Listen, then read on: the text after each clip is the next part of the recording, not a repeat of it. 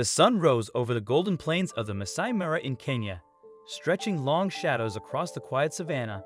A young lion named Zuri, bold, restless, and full of fire, wandered far beyond the borders of his pride's usual grounds. Among the rangers, he was already a legend in the making, known for his fearless spirit and unshakable curiosity.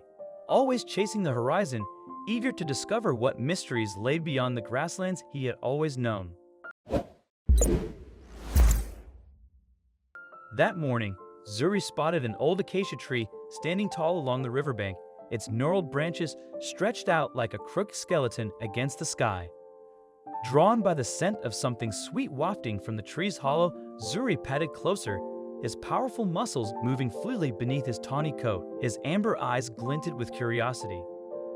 Zuri's claws dug into the rough bark as he climbed higher, eager for a better vantage point. Leaves rustled, branches groaned under his weight, and then came a sound that shattered the quiet morning. Crack.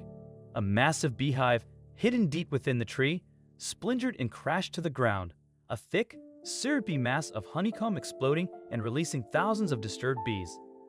The air filled with a low, angry hum growing louder and louder. Before Zuri could react, the swarm engulfed him. The first stings felt like pinpricks, then they became daggers. His ears flicked wildly, his skin twitched, and his roar, powerful enough to shake the savannah, erupted in pain. The bees were relentless, crawling into his fur, stinging his face, neck, and eyes.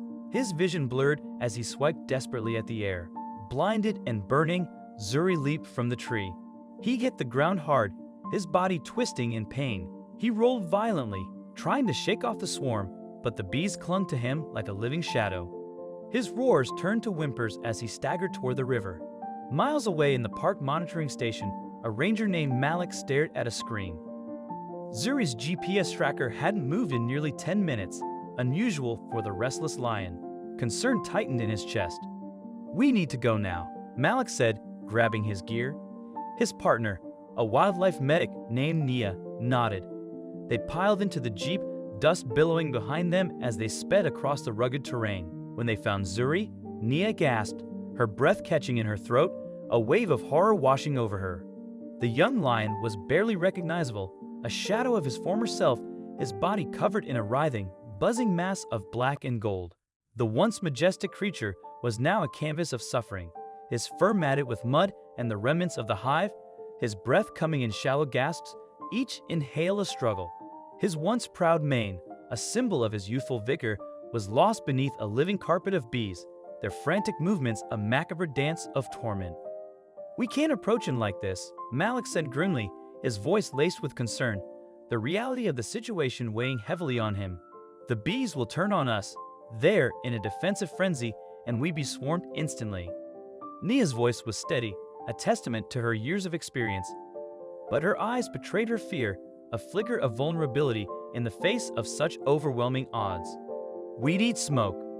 It'll disorient the swarm, confuse their navigation, and give us a chance to intervene." They radioed for backup, their voices urgent, their words carrying the weight of Zuri's precarious existence. Within minutes, another team arrived, their presence a beacon of hope in the desolate landscape, bringing with them smoke canisters, protective suits, and nets. They moved carefully, their actions deliberate, knowing one wrong move, one misplaced step, could cost them and Zuri everything. The air crackled with tension, a silent acknowledgement of the life hanging in the balance. Malik ignited the first canister, the hiss of the fuse cutting through the tense silence. Thick white smoke billowed, a swirling cloud of disorientation drifting toward the swarm, enveloping Zuri in its hazy embrace. The bees reacted immediately. Their flight pattern turned chaotic, their buzzing amplified into an angry roar, a symphony of distress. The smoke dulled their senses, disrupting their communication. Zuri groaned weakly, a low guttural sound of pain, his body barely moving, his strength sapped by the relentless assault. Nia didn't wait, her resolve unwavering. She stepped forward, the sound amplified in the stillness. One by one, she began brushing the dazed bees from Zuri's fur, her gloved hands moving gently but swiftly, each touch a delicate balance between urgency and care. The other rangers joined her, their movements synchronized, scooping handfuls of bees into containment boxes to relocate the swarm safely, removing the threat from Zuri's weakened form. It felt endless, a desperate, buzzing eternity, each moment stretching into an agonizing length. Sweat poured beneath their suits, their bodies drenched in sweltering heat. The smoke stunned their eyes, blurring their vision, and the low hum of wings never stopped, a constant reminder of the danger that surrounded them. Zuri's body shuddered weakly beneath them, his eyes glassy, his gaze unfocused, his life force ebbing away. "He's fading," Nea murmured, her voice laced with panic, the fear rising in her throat, a knot of dread tightening within her. "We're losing him. Just a little longer," Malik urged, his voice tight with determination, his words a lifeline in the face of despair. Finally, the last of the bees were cleared, the air quieting, the buzzing subsiding, leaving behind a silence punctuated only by Zuri's labored breathing. Zuri's body was a patchwork of swollen stings and raw skin, a testament to the brutal ordeal he had endured. His breathing was ragged and shallow, each breath a struggle against the encroaching darkness. Nea didn't hesitate. She drew a siren from her kit, her hands steady despite the tremble in her heart. Her movements were precise. "Hang on, Zuri," she whispered, her voice a soothing balm as she injected painkillers and anti-inflammatories, hoping to ease his suffering. Malik knelt beside her, his eyes never leaving Zuri's face, his gaze unwavering, his presence a silent support. For a moment, nothing happened. The world felt too quiet, the silence a heavy weight, the tension palpable. Then, Zuri's side rose, a deep, shaky breath, a gasp of life against the silence. His ears flicked, a subtle response to the world around him. Relief crashed over the team like a wave, a collective sigh of release. Nea blinked hard, swallowing the lump in her throat, her eyes filled with tears of relief. Over the next hour, they worked to clean his wounds, applying soothing ointments to the worst of the swelling, their actions a testament to their unwavering dedication. Zuri stirred now and then, too weak to rise, but alive, his presence a beacon of hope. Malik placed a fresh cut of meat in front of him, hoping the smell would awaken his instincts, reignite his will to survive. It did. Slowly, Zuri lifted his head, his senses returning, his gaze focusing. He sniffed once, twice, then took a shaky bite, a tentative nibble, a sign of returning appetite. The team erupted in quiet cheers, exhausted but victorious, their efforts rewarded with the sight of Zuri's returning strength. When Zuri had eaten his fill, they carefully loaded him onto the rescue truck, their movements gentle, their touch respectful. Nea sat beside him, her hand resting lightly on his flank, feeling the faint but steady rise and fall of his breath, a rhythm of life against the silence of the journey. By sunset, they reached the edge of his pride's territory. Zuri stirred as the truck door opened, his head lifting slightly. He blinked, his amber eyes clear now.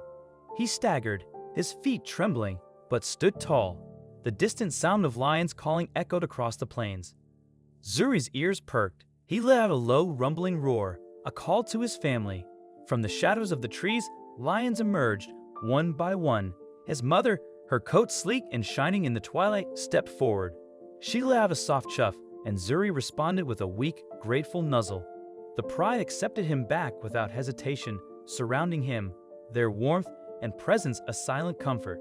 He was home. Malik and Nea stood at a distance, watching in quiet reverence, their hearts full. "He's a fighter," Malik whispered. Nea smiled gently, brushing a tear from her cheek. "No," she said, her voice soft but sure. "He's a survivor." As the sun sank behind the horizon, painting the sky in hues of amber and rose, Zuri lay nestled beside his mother, his head resting on her paw. His eyes slowly closed, safe, cherished, and alive. And somewhere, deep in the shelter of the acacia grove, a new hive began to hum, quietly rebuilding. Zuri's journey stands as a powerful reminder of resilience and the quiet strength of compassion in the face of overwhelming odds. He fought, and thanks to the unwavering dedication of those who refused to give up, he survived. Every life matters, and in the wild, every rescue is a triumph. What do you think of this story? Let us know in the comments section. I hope you like this story. Please give it a thumbs up and subscribe to our channel. Also subscribe and press the bell icon to never miss the update from our channel. Thank you.